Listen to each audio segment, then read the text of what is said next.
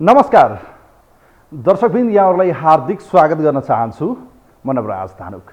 यो टेलिभिजनको यो विशेष कार्यक्रम न्यूज एन्ड भ्यूजमा हामी देशको समग्र राजनीतिक विषयवस्तु, समसामयिक घटनाक्रम र विशेष गरी समाजका विभिन्न विषयवस्तु, कहिलेकाहीँ अर्थतन्त्रका विषय पनि कुराकानी गर्नुपर्छ। समाजका विभिन्न घटनाक्रमको बारेमा सही र सठिक विश्लेषण गर्दै यहाँहरूका प्रतिक्रियालाई कार्यक्रममा विशेष स्थान दिँदै आएका छौँ।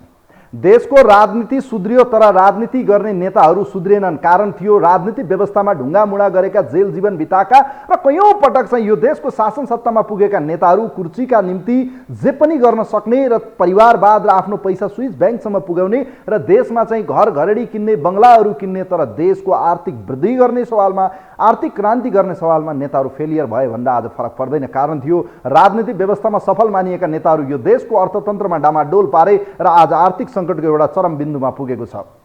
एउटा पोइन्टमा हामी पुगेका छौँ। यो पोइन्टबाट यदि हामी माथि उठ्न सकेनौँ, अर्थात् जसलाई हामी एलो भनौँ, यो भनौँ न पहेँलो बत्ती यतिखेर बलेको छ, पहेँलो बत्तीबाट ग्रिन सिग्नल दिने या रेड सिग्नलमा लगेर जाने देशलाई आर्थिक सङ्कटतिर चाहिँ ओह्रालो लागेको अर्थतन्त्रको डामाडोल परिरहँदा नेताहरूलाई के छ?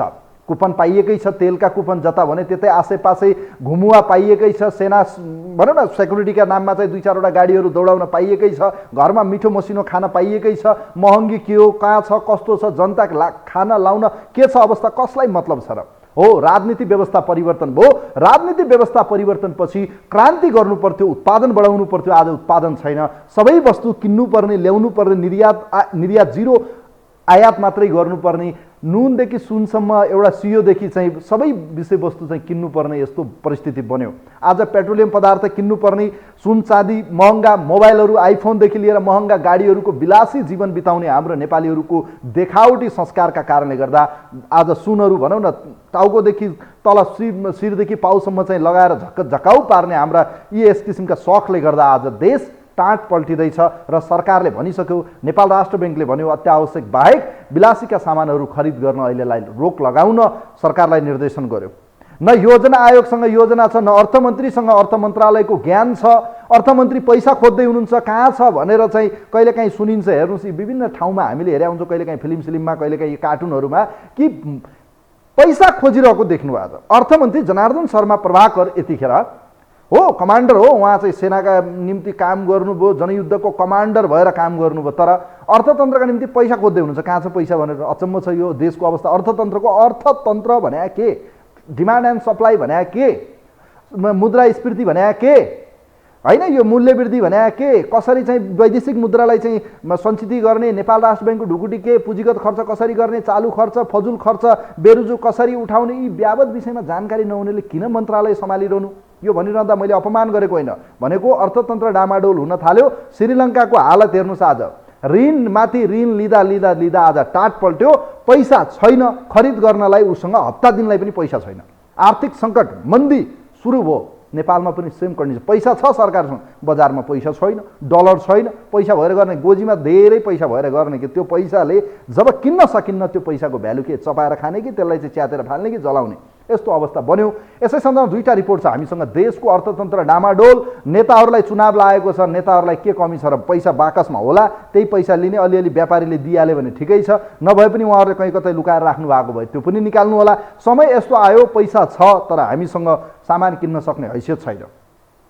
यस्तो अवस्थाबाट देशको अर्थतन्त्र डामाडोल र टाँट पल्टिने अवस्थामा छ। चिन्तित हुनु, सङ्कटमा हिँड्ने हो कि भोलि गएर अब चाहिँ यसलाई बचाउने हो, बुझ्नुपर्ने र समयको आएको छ। प्रधानमन्त्रीले इनिसिएसन लिनुहोस्, अर्थविदहरूलाई राख्नुहोस्, पूर्व गभर्नरहरूलाई राख्नुहोस्, अर्थशास्त्रीहरूलाई राख्नुहोस्, पूर्व अर्थमन्त्रीहरूलाई राख्नुहोस्, एउटा विज्ञ समूह बनाउनुहोस् र देशको अर्थतन्त्र उकास्ने कि ओह्रालो लगाएर चाहिँ देशलाई कङ्गाल बनाउने। यसै सन्दर्भमा 2टा रिपोर्ट छ, यो रिपोर्ट हेरौँ।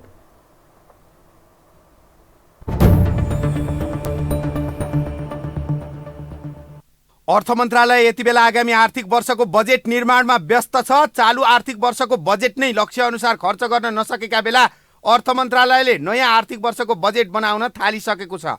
अर्थ मन्त्रालयको बागडोर सम्हालेका मन्त्री जनार्दन शर्मा त झन् निरन्तर असफल बन्दै गएका छन्। बिहिबार मन्त्री परिषद हेरफेर गर्दा उद्योगीदेखि सर्वसाधारणसम्मले अर्थमन्त्री परिवर्तनको आश गरेका थिए, तर प्रधानमन्त्री शेरबहादुर देउवाले गठबन्धन सरकार बचाउन अर्थमन्त्रीको भूमिकामा रहेका जनार्दन शर्मालाई हटाउन नसकेको चर्चा छ। अर्थमन्त्रीको अकर्मण्यताले नै अहिले देश आर्थिक सङ्कट उन्मुख हुँदा पनि माओवादी केन्द्रले जनार्दन शर्माको नेतृत्वमा सरकारमा पठाएका कारण पनि उनको पद बचिरहेको विश्लेषण गरिएको छ। अर्थमन्त्री जनार्दन शर्मा सरकारलाई असफल बनाउन उद्धत देखिएका छन्। पूर्व उद्योग तथा वाणिज्य आपूर्ति राज्य मन्त्री तथा उद्योगी मोती दुगडको यो भनाइ हेरौँ। अहिलेको यो गठबन्धन सरकारले उद्योगी व्यवसायीहरूका जुन सङ्घ संस्थाहरू छन् तिनीहरूका पदाधिकारीहरूसँग बोलाएर तिनीहरूसँग छलफल गर्न सक्ने हिम्मत पनि गर्न सकेका छैन। यो अवस्थालाई कसरी हामी पार गर्ने, हामी कसरी यो समस्याको समाधान गर्ने, सर्वदलीय सम्मेलन समेत गर्न सकेका छैन।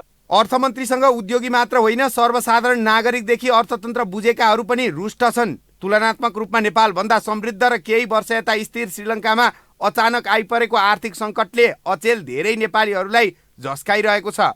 के अब नेपाल पनि श्रीलङ्काकै मार्गमा हिँडिरहेको हो भन्ने जस्ता प्रश्न चिया पसलका गफहरूमा मात्र सीमित छैनन्, बरु अर्थविदले नै सतर्क रहन चेतावनी दिन थालिसकेका छन्। अहिले नै नसम्हालिने हो भने नेपालको हालत श्रीलङ्काकै अवस्थामा पुग्ने विज्ञहरूले बताउँदै आएका छन्। अर्थतन्त्रका सङ्केतहरू राम्रा छैन, गम्भीर सङ्कटतर्फ अर्थतन्त्र जाँदैछ। त्यसो भएको हुनाले पनि अहिलेदेखि नै सरकार चाहिँ बढी सजग भएर तपाईको कतिपय नीतिहरू चाहिँ लिनुपर्छ। नेपालको अर्थतन्त्रको अधिकांश सूचक निराशाजनक छ। समष्टिगत सूचक भनिने अर्थतन्त्रको स्वास्थ्य दर्शाउने केही सूचकहरू यो आर्थिक वर्षको सुरुदेखि नै निरन्तर खस्किरहेको राष्ट्र बैङ्कको मासिक विवरणहरूले देखाइरहेका छन्। श्रीलङ्काको दुर्दशा यही कारणले भएको हो। श्रीलङ्काका लागि पूर्व राजदूत समेत रहेका प्राध्यापक डाक्टर विश्वम्भर प्याकुरेलको नजरमा नेपाल र श्रीलङ्काको अवस्था समान नजिक छ। त्यहाँ जुन स्तरको भ्रष्टाचार छ, जुन स्तरको नातावाद कृपावाद छ, जसरी विलासी सामानको अधिक प्रयोग हुन्छ, ठिक त्यस्तै अवस्थामा नेपाल पनि छ, जसले गर्दा पनि नेपाल दुर्घटनाको डिलमा पुगेको उनको विश्लेषण छ। श्रीलङ्कामा पनि करप्सन यति बढ्यो कि करप्सनलाई नियन्त्रण गर्न सकिएन। श्रीलङ्कामा पनि परिवारवाद यति भयो। अब यहाँ पनि हेर्ने हो भने मेजर की पोलिटिकल पार्टीहरूले परिवारवादलाई छोड्न सकेका छैनन्।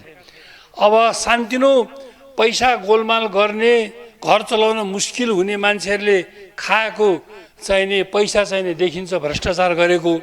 ठुल्ठुला पेन्डिङ केसहरू त कति छन्।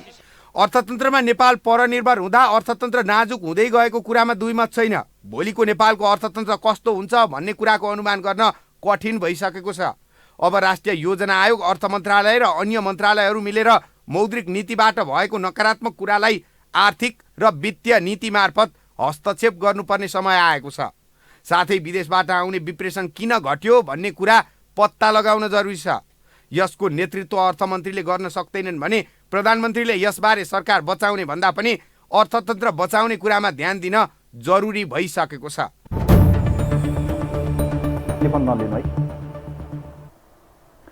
दर्शकवृन्द, यो रिपोर्ट यहाँहरूलाई देखायौँ कसरी चाहिँ राष्ट्र असफल हुँदैछ, कसरी देश सङ्कटमा हिँड्दैछ। अर्थतन्त्रका सूचाङ्कहरू हेर्नुहोस् कस्ता ओह्रालो लाग्दैछन्। सेयर मार्केट डामाडोल छ, बजारमा विलासी सामानहरूको महँगी बढेको बढै छ, जनताले अझ तिनै सामान बढी किन्छौँ हामी। अत्यावश्यक बाहेक अन्य वस्तुहरू, पेट्रोलियम पदार्थहरू अति नै हामी बढी खपत गरिरहेका छौँ। त्यसै गरी सुन चाँदी, मोबाइलहरू, एडभान्स मोबाइलहरू, त्यसै गरी चाहिँ नयाँ नयाँ गाडी, घर घराना र विभिन्न किसिमका जग्गा जमिनमा पैसा लगाउने गर्छौँ हामी। हेर्नुहोस् यो परिस्थिति छ, देशको आर्थिक सङ्कटतिर देश हिँडिरहेको छ। तर यसको जिम्मेवार को हो त? यो हुनुको पछाडिको मेजर कारण को? आज राज्य हो कि होइन त? सरकारसँग भिजन हुनुपर्छ पर्दैन?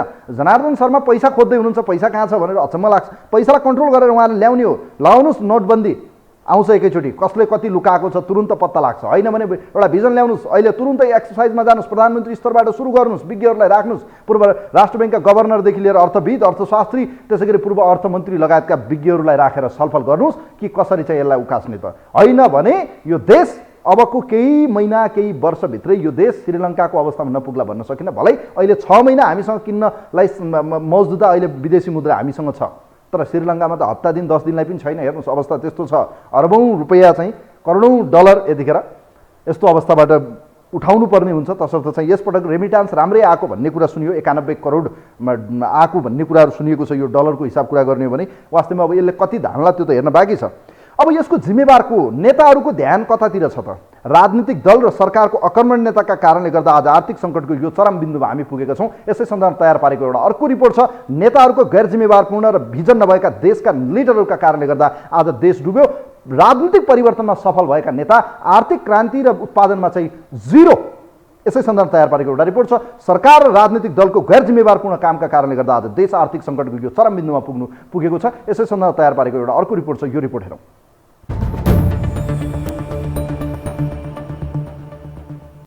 तथ्याङ्कले पनि नेपालको अर्थतन्त्र सङ्कट उन्मुख भएको प्रष्ट देखाइरहेको छ। सरकारकै निकायहरूले भनिरहेका छन् देशको अर्थतन्त्र सुधारका लागि समयमै ध्यान दिएन भने श्रीलङ्काकै स्थिति सिर्जना हुन सक्छ। मुख्य रूपमा सरकारले खर्च गर्न सकिरहेको छैन। चालु आर्थिक वर्षको 8 महिना 22 दिन अर्थात् मङ्गलबारसम्मको तथ्याङ्क हेर्ने हो भने पुँजीगत खर्च 25.2% मात्रै भएको छ, जुन सरकारको लक्ष्य अनुसार छैन। अर्थमन्त्रीले सत्तामा आएपछि प्रत्येक महिना 10% पुँजीगत खर्च भनेर आश्वासन दिएका थिए, तर अहिलेको वर्तमान तथ्याङ्कले अर्थमन्त्रीको त्यो भनाइलाई नै गिज्याइरहेको छ। पुँजीगत खर्च कम हुँदा ब्याङ्किङ प्रणालीमा तरलता अभाव झन खड्किँदै गएको छ। पैसाको माग अत्याधिक हुने तर माग अनुसार प्रणालीमा पैसा नथपिँदा तरलता अभाव चरम उत्कर्षमा पुगेको छ। देशको अर्थतन्त्र आज यो अवस्थामा पुग्नुमा अर्थविदहरूले राजनैतिक दलहरूलाई मुख्य कारक ठानेका छन्। यो मूलतः अहिले सङ्कट आउनको निम्ति सरकार जिम्मेवारी चाहिँ जिम्मेवार ठाउँमा बस्नेहरू चाहिँ जिम्मेवार छन्। पहिलो कुरा त तपाईँको बजेटभित्र पुँजीगत खर्च नै तपाईँले गर्न सक्नु भएन। पुँजीगत खर्च नहुँदा बित्तिकै त त्यसले होइन अर्थतन्त्रमा चाहिँ आर्थिक क्रियाकलाप गतिविधिहरू निजी क्षेत्रका ठेक्कापट्टादेखि लिएर सारा गतिविधिहरू नहुने भए। अर्थतन्त्र सङ्कट उन्मुख भएसँगै सरकारसँग निजी क्षेत्र पनि सन्तुष्ट देखिँदैनन्। मुलुकको अर्थतन्त्र चुनौतीपूर्ण रहेकाले यो चुनौती सामना गर्न अर्थतन्त्रलाई चलायमान बनाउने गरी सरकारले काम गर्न नसकेको उनीहरूको आरोप छ। अहिलेको गठबन्धन सरकारले निजी क्षेत्रसँग कुनै छलफल समेत गर्न नसकेको गुनासो उनीहरूले गरिरहेका छन्। सरकारले निजी क्षेत्रलाई हेपेर अपराधीको जस्तो व्यवहार गरेको उनीहरूको आरोप रहेको छ। वास्तवमा जबसम्म हामीहरूले एउटा चाहिँ डोमेस्टिक उत्पादनलाई एउटा चाहिँ प्राथमिकता चाहिँ दिँदैन र हामीले डोमेस्टिक उत्पादनबाटै जुन एउटा चाहिँ रोजगारी सिर्जना गर्ने र एउटा चाहिँ रेभिन्यू कलेक्सन गर्ने, यहाँको चाहिँ पूर्वाधारहरूलाई चाहिँ विकास गर्ने र यहाँ भएको चिजहरूलाई हामी धेरैभन्दा धेरै उपयोग जबसम्म चाहिँ गर्न चाहिँ सकिँदैन, त्यति बेलासम्म चाहिँ वास्तवमा हामीहरूको चाहिँ रियल सेन्समा हामी यो एउटा आर्थिक समृद्धि चाहिँ सम्भावना चाहिँ हुँदैन। अहिलेको यो गठबन्धन सरकारले उद्योगी व्यवसायीहरूका जुन सङ्घ संस्थाहरू छन् तिनीहरूका पदाधिकारीहरूसँग बोलाएर तिनीहरूसँग छलफल गर्न सक्ने हिम्मत पनि गर्न सकेका छैन। यो अवस्थालाई कसरी हामी पार गर्ने, हामी कसरी यो समस्याको समाधान गर्ने, सर्वदलीय सम्मेलन समेत गर्न सकेका छैन र हामी जुन अपोजिसनका सरकार हामी जुन अपोजिसन पार्टीहरूलाई त हामीलाई उनीहरूले हेपेर बसेका छ। सोध्दैन कि अहिलेको यो अवस्था जुन आएको छ त्यो अवस्थाबाट हामी कसरी अगाडि बढ्ने, कसरी यसलाई पार लगाउने, जुन हाम्रो मनोबल हाम्रा उद्योगी व्यवसायी मित्रहरूको खस्किसकेका छ त्यो मनोबललाई कसरी हामीले बढाउने। विदेशी मुद्रा सञ्चित सकिँदै गएको र अर्थतन्त्र नै सङ्कटग्रस्त बन्दै जान थालेपछि अत्यावश्यक बाहेक अरू विलासी सामानहरूको आयातमा समेत रोक लगाइएको छ। यद्यपि यसको मारमा परेको भन्दै व्यवसायीहरूले विरोध जनाइरहेका छन्। नेपालमा अर्थतन्त्र ओह्रालो लाग्दै गएपछि प्रतिपक्षदेखि सत्तापक्ष दलबाटै अर्थमन्त्री फेर्न दबाव आइरहेको छ। यतिसम्म कि कङ्ग्रेसको केन्द्रीय कमिटी बैठकमै अर्थमन्त्री जनार्दन शर्माको राजीनामा नै मागियो। चौतर्फी दबाव खेपिरहेका अर्थमन्त्री शर्माले सुधारको सङ्केतको आश्वासन दिए पनि अर्थतन्त्रमा भने कुनै सुधार ल्याउन सकिरहेका छैनन्। राजनैतिक रूपमा अर्थमन्त्रीको चर्को विरोध भइरहेपछि माओवादी अध्यक्ष पुष्पकमल दाहाल प्रचण्डले अर्थमन्त्रीको बचाउ गर्दै श्रीलङ्काको बाटोमा देश जान नदिने प्रतिबद्धता जनाएका छन्। अर्थतन्त्रको कुरा यहाँ निजी क्षेत्रको तर्फबाट साथीहरूले उठाउनु पनि भयो। अहिले तरलताको अभाव, विज्ञान प्रविधिको चाहिँ प्रयोग गरेर हुने गरेका थुप्रै खालका विचलनहरू, त्यसको प्रभाव, अन्तर्राष्ट्रिय परिस्थितिमा आएको हेरफेरको प्रभाव, हाम्रै नीतिमा कमजोरीको कारणले पैदा भएका समस्याको प्रभाव, यो सबै प्रभावहरूको गम्भीर आत्मसमीक्षा गरेर नेपालको अर्थतन्त्रलाई दुर्घटनातिर जानबाट जोगाउने दायित्व अहिले हामी राजनीतिक नेतृत्वको र सबै निजी सार्वजनिक क्षेत्रमा अर्थतन्त्रको क्षेत्रमा काम गर्ने व्यक्तित्वहरूको सङ्घ संस्थाहरूको दायित्व हुन आएको छ। केही समय यता अर्थतन्त्रका महत्त्वपूर्ण आँकडाहरू हेर्दा अत्यास लाग्दो अवस्था छ। यति बेला मुलुकको अर्थतन्त्रले ठूलो नीतिगत सक्रियता खोजिरहेको छ। अझै पनि समयमै होस नपुर्याउने हो भने नेपालको नीति पनि श्रीलङ्काको जसरी नै कुनै पनि बेला तीव्र गतिमा ओह्रालिन नसक्ला भन्न सकिन। श्रीलङ्काको वर्तमान स्थितिबाट पाठ सिकेर नेपालले भविष्यको खाका बनाउनु जरुरी रहेको विज्ञहरूले बताइरहेका छन्।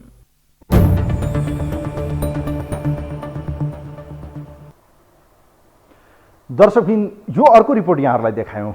देश कतातिर लगिँदैछ, कता पुर्याइँदैछ, अर्थमन्त्री असफल हुनुभयो भनेर मैले लगातार भनिरहेको छु। उहाँले आफैले राजीनामा दिएर देश र जनतालाई भलो गर्ने कि सबकेर चाहिँ सेवा सुविधा लिएर चाहिँ बढापाई गर्ने?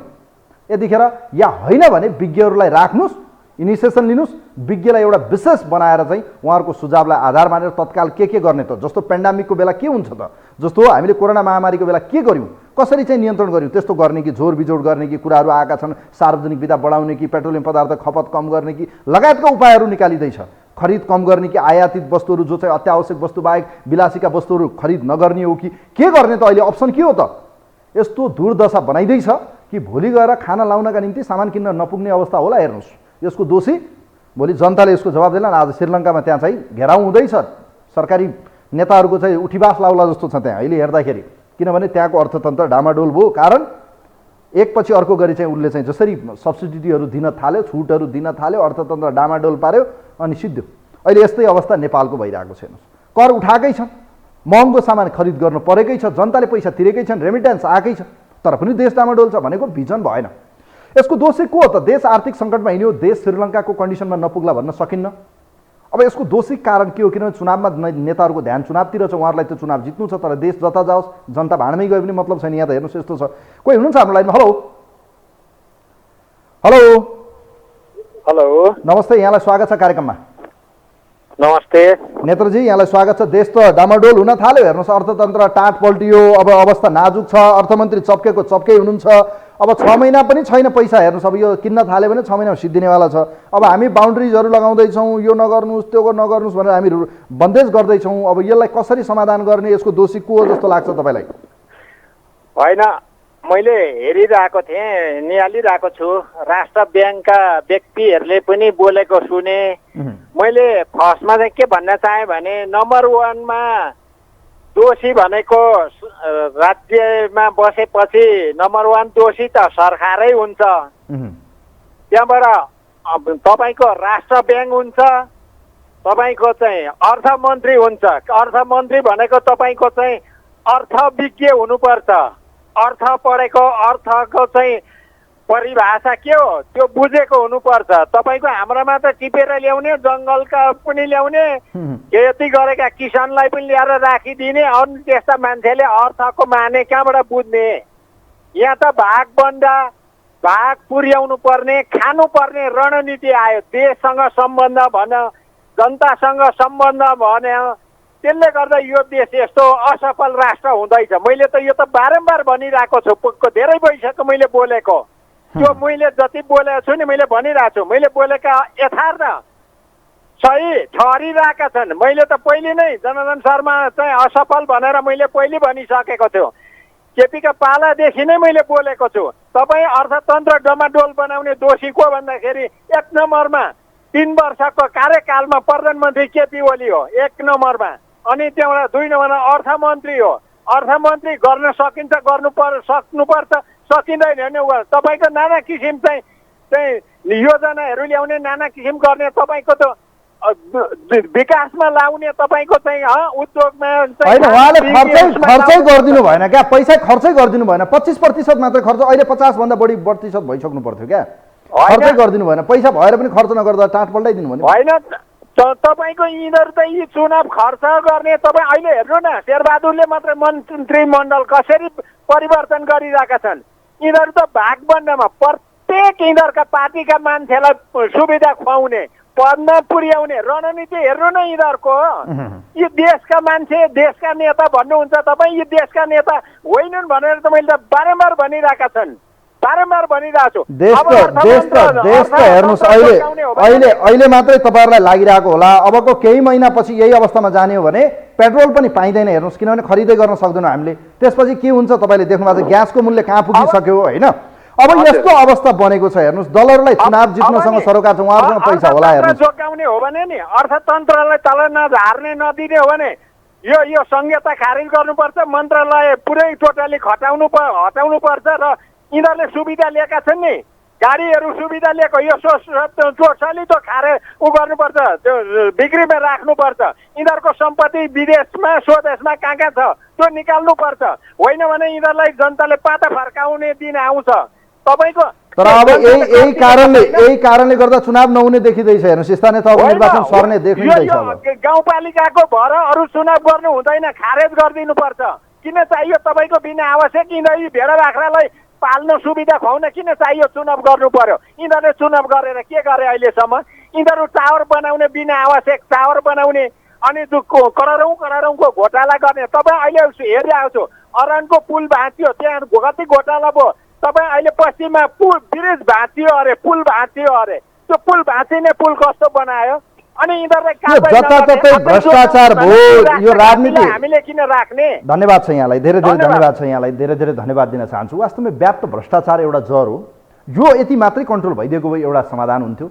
अर्को विषय, निर्यातमा मात्रै हामी भर पर्यौँ, जस्तो आज श्रीलङ्काको हालत छ, परनिर्भरता जसलाई भनिन्छ, एक्सपोर्ट छैन, इम्पोर्ट मात्रै हामी गर्नु परेको छ, निर्यात जिरो, आयात मात्रै, सुपारीदेखि लिएर तपाईँको अलैँचीदेखि लिएर दुनियाँ भनौँ न, अब यहाँ जे छ चिनी खानेकुरादेखि लिएर लाउने कुराहरूसम्म, बोक्नेदेखि लिएर अब तपाईँका केसम्म चाहिँ यहाँ भएका छन्। ठुला विलासीदेखि लिएर आइफोनहरू त नेपालमा बन्नै पर्दैन, विश्वमा सबभन्दा पहिला त नेपालमै पुग्छ, यति विलासी हामी भयौँ। तसर्थ पनि हाम्रो करेन्सीहरू चाहिँ बाहिर गयो, हामीले चाहिँ बाहिरी विदेशी करेन्सी, हाम्रो टुरिज्म सेक्टर जुन किसिमको डेभलप हुनु पर्थ्यो, भलै यसपटक अलिकति केही सूचाङ्क राम्रो देखिएको छ। देशको अवस्था यस्तो छ, सुधार्नुहोस्, हेर्नुहोस्, अझै बेलैमा समय छ। मैले भन्दै आएको छु, पछि गएर पस्ताउनु पर्ने अवस्था आउँछ, भोकमरी नहोला भन्न सकिन्न, मान्छेका यो हस्पिटलहरू बन्द गर्नुपर्ने अवस्था आउँछ, यातायातहरू ठप्प हुन्छ, पेट्रोल पम्पहरू बन्द हुन्छन्, कामधन्दा सब चौपट हुन्छ। श्रीलङ्कालाई हेर्नुहोस् कस्तो हालतमा छ, त्यो अवस्था नहोला भन्न सकिन्न। बेलैमा फुर्सदमै अहिले दिमाग लगाउँ। कोही हुनुहुन्छ हाम्रो लाइनमा? हेलो हजुर, नमस्ते, यहाँलाई स्वागत छ। नमस्ते। ल केपीजी, अब अर्थतन्त्र डामाडोल पारे, जनार्दन शर्मा असफल हुनुभयो, अब देशको अवस्था यस्तो छ, राष्ट्र ब्याङ्क भन्छ विलासी वस्तु खरिद नगर्नुहोस्, देश त टाँटपल्टेला अवस्थामा पुगिसक्यो हेर्नुहोस्। 6 महिनाभन्दा बढी त अब यो देशले धान्नै नसक्ने अवस्था बन्यो। आर्थिक सङ्कटमा देश पुग्यो, यसको दोषी को हो? नवराजी यसो छ हजुर, श्रीलङ्काको पनि कतिपय कुराहरू तपाईँहरूले देखाइराख्नु भएको छ र नजिर पनि हो। वास्तवमा यो श्रीलङ्का जस्तो नहोस् भन्ने चाहिँ चाहना पनि सबै नेपाली नागरिकता प्राप्त गरेका व्यक्तिहरूको सबैको चाहना पनि हो र राजनीतिक दलको पनि चाहना हो। त्यो सत्य कुरो हो, त्यो हुनु हुँदैन, त्यो ठिक हो। तर कुरो के हो भनेपछि नवराजी, चर्को स्वरमा बोल्दैमा त्यो समस्याको निकास हुँदैनन्।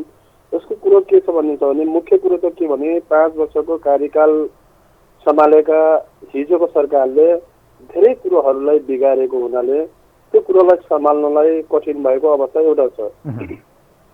दोस्रो कुरो के छ भने, कतिपय कुरोमा मलाई लाग्छ अर्थमन्त्री पुरै सक्षम छ भनेर पनि म भन्न चाहदिनँ। त्यसमा त्यहाँ कहीँ न कहीँ उहाँ चाहिँ चुकेको अवस्थाहरू पनि देखिन्छ। तेस्रो कुरो के छ भन्नुहुन्छ भनेपछि, यो जुन तपाईँको विलासी यो के अरे यो चिजहरू जति छ विदेशबाट निर्यातहरू यो के अरे आयात हुने, यो चिजहरूलाई मलाई लाग्छ अर्थतन्त्रलाई चलायमान बनाउनुको निम्ति त्यो चिजहरूलाई रोक्नुपर्छ जस्तो लाग्छ। किनभने यो विलासी चिजहरू तपाईँको मोटरसाइकलदेखि लिएर, गाडी लिएर, ब्युटी पार्लरको सामानदेखि लिएर, सिँगारको सामानदेखि लिएर, यी चिजहरू भनेको नेपाली जनतासँग प्रत्यक्ष जोडिएको चिज हो कि यो तपाईँको खाइलाई र रोग र भोकदेखि बाँचेपछि चाहिने चिजहरू थियो। त्यसले गर्दा यो चिजहरूमा अर्थमन्त्रीले अलिकति ध्यान पुर्याउनुपर्छ, राजीनामा नि दिनुपर्छ। यो अर्थमन्त्री नै असफल भयो, उनको कामै छैन, गद्दीको टोकरीमा गयो भन्ने कुरो, त्यो त एउटा आलोचना गर्ने र एउटा विरोध गर्ने कुरो रह्यो। तर यसलाई चाहिँ सुधार बेलैमा गर्नुपर्छ। जस्तो तपाईँले भनिराख्नु भएको छ 6 महिनादेखि 7 महिना अर्थतन्त्र मात्रै ठिक छ भनेर तपाईँले आफै भनिराख्नु भएको छ र वास्तवमा सत्य कुरो पनि त्यो हो फेरि। 6-7 महिनाभन्दा माथि टिक्ने के अरे सम्भावना देखिन्न त्यो अर्थतन्त्रले। त्यसले गर्दा यो रह्यो कुरो के भनेपछि अर्थमन्त्रीले यसमा चाहिँ ध्यान चाहिँ एकदमै पुर्याउनुपर्छ। ध्यान पुर्याउन सकेन भने यसले दुर्घटना निकाल्न सक्दैन है, यसमा सचेत चाहिँ हुनुपर्छ भन्ने कुरोमा चाहिँ सचेत हुनुपर्छ। अब यो चुनावको पनि जुन 14 अर्ब के अरे अर्बको चाहिँ निर्वाचन आयोगको त्यो डाटाहरू आएको छ। यो चुनावलाई पनि मलाई लाग्छ चुनाव सार्नुपर्छ। यो चुनाव चाहिँ यथावत राख्नु हुँदैन। यो चुनावले गठबन्धनभित्र छलफल भइसक्यो त चुनाव छार्ने भनेर उहाँहरूले तिनै तहको निर्वाचन एकैचोटि गर्ने अब मङ्सिरमा अब आउँदो मङ्सिरमा त्यसलाई मङ्सिरमै लानुपर्छ। किनभने यसले गर्दा पनि तपाईँको यो मुलुकलाई क्षति पुर्याउने सम्भावना देखिन्छ र 14 चुनाव 28 अर्ब नोक्सान गर्नुभन्दा पनि दुईटै चुनाव 14 अर्बमा के अरे 14 अर्बमा दुईटै चुनाव हुन पनि सक्छन्। त्यसले गर्दा त्यता पनि ध्यान दिनुपर्छ। अर्थतन्त्र नै हाम्रो दस्ता भइसकेपछि भोलि श्रीलङ्का बन्न सक्दैन भन्ने मलाई लागेको विषय क्या केपीजी। अब यो बेला राजनीति इगो भन्दा देशको बारेमा सोच्ने, राष्ट्रको बारेमा सोच्ने, कसरी यो सङ्कटबाट निस्किने भन्ने कि एकले अर्काको चाहिँ उछुतो काटेर यतिखेर चाहिँ एकले अर्कालाई सत्तो सराप्न गाली गरेर चाहिँ चुनाव प्रचारमा जाने त अहिले होइन। यो आलोचना गर्नु र विरोध गर्नुभन्दा पनि मुलुक ट्र्याकदेखि बाहिर गएको छ। ट्र्याकदेखि बाहिर गएको मुलुकलाई ट्र्याकमा कसरी ल्याउनु भने सत्ता पक्ष र सत्तादेखि प्रतिपक्ष रहेका मान्छेको सबैको जिम्मेवारी हो। यो सबैले एक तालो के अरे हातमालो गरेर अगाडि बढ्नुपर्छ। यो गरेर भने मुलुक चाहिँ असफल हुन्छ। के अरे तपाईँले भने जस्तै नवराजी यो दुर्घटनामा जान सक्ने सम्भावना रहन्छ। Thank you so much. धेरै धेरै धन्यवाद दिन चाहन्छु यहाँलाई। केपीजी हुनुहुन्थ्यो यतिखेर धनगढीबाट, उहाँको प्रतिक्रिया लिउँ। वास्तवमै देश कतातिर जाँदैछ भन्ने चिन्ता हामीलाई मात्र होइन सर्वसाधारणले पनि बुझ्दै हुनुहुन्छ होला कि सामान्य एउटा 1000 रुपियाँ लिएर गयो भने कति सामान हामी उपभोग्य सामान खरिद गर्न सक्छौँ त्यसबाट थाहा हुन्छ। तेलको भाउ कहाँ पुगेको छ, प्रति ब्यारियल डलरमा किन्नुपर्छ। अब त्यो डलर नै छैन भने देश आफै सोध्नु डलर चाहियो क्या। अब यहाँ यो पैसा नेपालले राष्ट्र ब्याङ्कले अहिले अरबौँ खरबौँ रुपियाँ छापे पनि काम छैन। अर्थात् हामीसँग आउनुपर्ने डलर चाहियो जसको करेन्सी फरेन करेन्सीमा हामी खरिद गर्न सकौँ। त्यो डलर चाहिँ कम भयो, हामीसँग छैन। अर्थात् एउटा हुन्डी कारोबारीहरू जो छ विदेशबाट पैसा पठाउने यिनले पनि चाहिँ देशलाई ठगे। जो नेपाली दाजुभाइहरू हुनुहुन्छ उहाँहरूले ब्याङ्किङ थ्रुबाट गरिदिएको भए अलिकति डलर आउँथ्यो होला, कारोबारहरू पनि भएन। हामीले चाहिँ पैसा निकालेर चाहिँ अनावश्यक रूपमा चाहिँ हामी खर्च गर्न थाल्यौँ। भनेको अर्थ सुन चाँदी विलासी सामान, महँगा महँगा मोबाइलहरू, महँगा महँगा गाडीहरू, यस्तो सामानहरू खरिद गर्दा त्यो सामान उपयुक्ता भएन। अर्को महत्त्वपूर्ण विषय उत्पादन जिरो भयो क्या। हामीले उत्पादनै गर्न सकेनौँ। आज यो देशमा उत्पादन गरेर निर्यात गर्नका निम्ति केही पनि छैन हामीसँग, सबै परनिर्भर। अब यस्तो अवस्था भयो भने कहाँबाट आउँछ? आउने हामीसँग स्रोत भनेको अलिअलि यो हाइड्रो पावर थियो, यो त अब लथालिङ्गै छ। अलि राम्रो भनेको सुधारिएको केही नभए पनि जिडिपीमा राम्रो एउटा योगदान पुर्याएको नेपालको अर्थतन्त्रमा भनेको पर्यटन टुरिज्म सेक्टर, जो चाहिँ पछिल्लो समय कोरोनाले थिलथिल थियो तर 1-2 महिना यता अलिकति राम्रो सङ्केत चाहिँ देखिएको छ। कोही हुनुहुन्छ हाम्रो लाइनमा? हेलो हेलो हेलो, नमस्ते, यहाँलाई स्वागत छ। कहाँबाट को बोल्नुभयो सर? म झापाबाट बोल्दैछु। ल अब देशको अर्थतन्त्र त बडो डामाडोल बन्दैछ। 6 महिनापछि 7 महिनामा त टाँट पल्टिने अवस्था पुग्यो। अब उपरखुट्टी लाउनु पर्ने सरकारको अवस्था आइसकेको छ। हेर्नुहोस् उहाँहरू फेरि चुनाव केन्द्रित हुनुहुन्छ। देश आर्थिक सङ्कटमा हिँड्यो। जनार्दन शर्मा पैसा खोज्दै हुनुहुन्छ कहाँ लुकेको छ भनेर। ल हेर्नुहोस् अब के गर्ने? होइन, अहिलेको स्थिति के छ भने नि हजुर, हाम्रो जुन राष्ट्रमा हाम्रो देशमा चाहिँ नेतृत्व गर्ने जुन नेताहरू छन् उहाँहरूको एउटा चाहिँ दूरदृष्टि भएन क्या। उहाँहरूको आफ्नो उहाँहरूको के चाहिँ देखियो भने आफ्नो कार्यकर्तालाई भरण पोषण गर्ने, नयाँ गाडी उनीहरूले कहाँबाट चाहिँ तपाईँको दिन सकिन्छ नयाँ गाडी। हेर्नु हाम्रो देशमा केही पनि बन्दैन। हेर्नु कृषि प्रधान देशमा तपाईँको 80 करोडको बेसार किनिएर भारतबाट आउँछ भने अर्थतन्त्र बेसार किनिन्छ। हेर्नु दुनियाँ तपाईँको बारीहरू चाहिँ तपाईँको बाँझो हुन्छ। यो सूक्ष्म ढङ्गले जबसम्म नेताहरूले विज्ञहरूलाई आफ्नो साथमा राखेर यो कुराहरू हेर्दैनन्, यो कुराहरूलाई तपाईँको बन्देज गर्दैनन्, त्यो नगरिन्जेलसम्म हामीहरूको देश श्रीलङ्का त अहिले किन र हाम्रो देश धेरै पहिले हुनुपर्थ्यो। हेर्नु रेमिटेन्सले मात्रै धानेको हो। अब तपाईँको कतार, साउदी, जुन विदेशमा बस्नुभएका हामीहरूको सारा नेपालीहरू हुनुहुन्छ उहाँहरू यो पैसा रेमिटेन्स नपठाइदिने हो भने नेपाल आजभन्दा धेरै वर्ष अगाडि तपाईँको त्यो ठाउँमा पुग्ने हो नेपाल। हेर्नु त के छ भने अब यो एउटा सङ्घीयता भनेको देशको लागि एउटा मैले भने के सर एउटा विषय के हुन्छ भने राजनीति गर्ने हो नगर्ने होइन। राजनीति सबै कुराको मूल नीति हो, राजनीतिले गर्छ। राजनीतिको एउटा पोइन्ट हुन्छ क्या, संविधान आइसकेपछि राजनीतिक अधिकार सकियो क्या, राजनीतिक लडाइँ सकियो क्या। अब हामी त देश बनाउँछौँ, 10 वर्षमा यो गर्छौँ, हामी प्रति व्यक्ति आए $5000 पुर्याउँछौँ। कम्युनिस्टको एकचोटि हेर्नुहोस् त मेनिफेस्टो चुनावी घोषणापत्र कति लोकप्रिय छन्। पूर्व पश्चिम रेल, ओहो काठमाडौँमा 3 वर्षमा रेल, मेट्रो, दुनियाँभरि पानी जहाज, झन्डा फैलाइन्छ। यस्तो छुतिया बनाइयो जनतालाई कि अन्त्यमा गएर हेर्नुहोस् त हालत यो क्रान्ति गर्ने कि अब हामी चाहिँ मुखले बोल्ने? राजनीति सक्यो क्या, अब क्रान्ति गर्ने भने उत्पादन गर्ने कि आर्थिक क्रान्ति गर्नु छोडेर यो राजनीति मात्रै जहिले खेलो मेलो के भयो? अब यो किन नेताहरूको बुद्धि आएन? होइन, यिनीहरूको त बुद्धि त कहिले पनि आउँदैन सर। हेर्नुहोस् यिनीहरू एउटा शासक चाहिँ कस्तो भइदियो भने निरङ्कुश खालका भइदियो क्या यिनीहरूले। त तपाईँको हामीले प्रत्यक्ष रूपमा तपाईँको एउटा तपाईँको 80 रुपियाँमा किनेको पेट्रोल आज 150 रुपियाँमा हामी तिरिरहेको छौँ हेर्नु। प्रत्येक एउटा सिलिन्डरमा हामी 225 रुपियाँ हामीले चाहिँ ट्याक्स सरकारलाई पहिले बुझाउनु, सरकारको नाममा दाखिला हुन्छ अनि कन्ज्युमरको हातमा पर्छ हेर्नु। प्रत्येक किलो रडमा, प्रत्येक किलो सिमेन्टमा इच एन्ड एभ्री कुरामा हामी राज्यलाई हामीले कर बिना हामीले कुनै पनि कुरा हामीले किन्न पाउँदैनौँ हेर्नु। त यो दिएपछि यो हामीले तिरिसकेपछि जनताले कुनै दिन निःशुल्क स्वास्थ्य, कुनै दिन शिक्षा, कुनै दिन अब यहाँ तपाईँको झापाको त अवस्था त धेरै राम्रो देखिन्छ। तपाईँको कर्णाली प्रदेशको अवस्था हेर्नु न, नेपाल के हो भन्ने कुरा त्यहाँ हेर्न जानुपर्छ। त्यहाँनिर यस्तो छ तपाईँको एउटा तपाईँको सिटामोल खानको लागि जनताहरूले 3 दिनसम्म हिँडेर त्यो सिटामोल खाना आइपुग्नुपर्छ। यिनीहरू त्यहाँ जान्छन् हेलिकप्टरमा गएर, तपाईँको जाने अवस्था नभएर हेलिकप्टरमा गएर हेरेर आउँछन्, तर त्यो दूरदराजको अवस्था यिनीहरूले कहिले हेरेका छन्?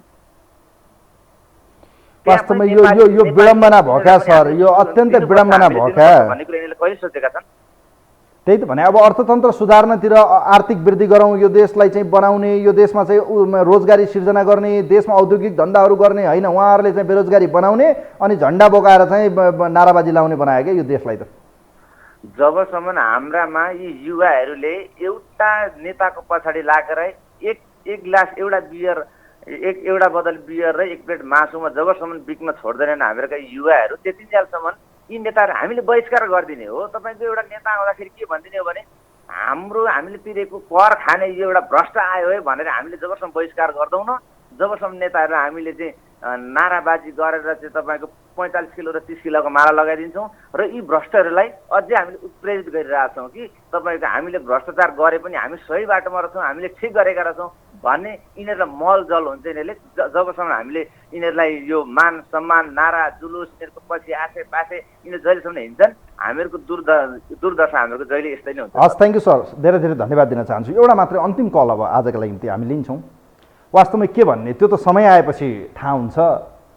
भोकमरी के हो, पीडा के हो, अभाव के हो, त्यो समय आउँदैछ, नआत्तिनुहोस्, अहिले रोक्नुहोस्। अब यो चुनाव भइहाल्यो भने त्यो पछि देखिहाल्नुहुन्छ नि, कति धेरै टाढा छैन, देशको अवस्था कहाँ पुग्दैछ त्यो समयमै थाहा पाउनुहुन्छ। जसको विदेशतिर मान्छेहरू हुनुहुन्छ उहाँहरू त जानुहुन्छ, हेर्नुहोस्, उहाँहरूलाई त ठुलाबडालाई त के गाह्रो हुन्छ हुने, तपाईँहरूलाई हेर्दै हेर्नु होला।